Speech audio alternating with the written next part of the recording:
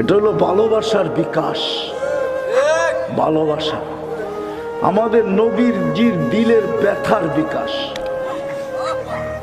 যখন 5 ওয়াক্ত নামাজ করে দিয়েছেন 50 থেকে 5-এ, তো মুসা আলাইহিস সালাম বলতেছিল 5 ওয়াক্ত উম্মত পড়বে না, যান কমায়া নিয়ে আসেন, আমি 2 ওয়াক্ত পড়াইতে পারি না, আপনি 5 ওয়াক্ত কোত্থেকে পড়াবেন। তো আমাদের নবীজি বলতেছিল এখন আর যাইতে মন চায় না, লজ্জা লাগে, কিন্তু ভিতরে আগুন জ্বলতেছিল, উম্মত যদি না পড়ে তো আমি মুখ দেখাবো, তো দেখাবো কি করে। তো আল্লাহ মনে হয় কানে কানে বলছেন, বন্ধু আপনি উম্মতকে এত ভালোবাসেন, আমিও তো ভালোবাসি, চিন্তার কোনো কারণ নাই, আমি ডাইকা ডাইকা পড়ায় নিব, ডাইকা ডাইকা ঘুমের দিকে উঠায়া হলেও পড়ায় নিব, আপনি চিন্তা করেন না, দায়িত্ব আমি নিলাম।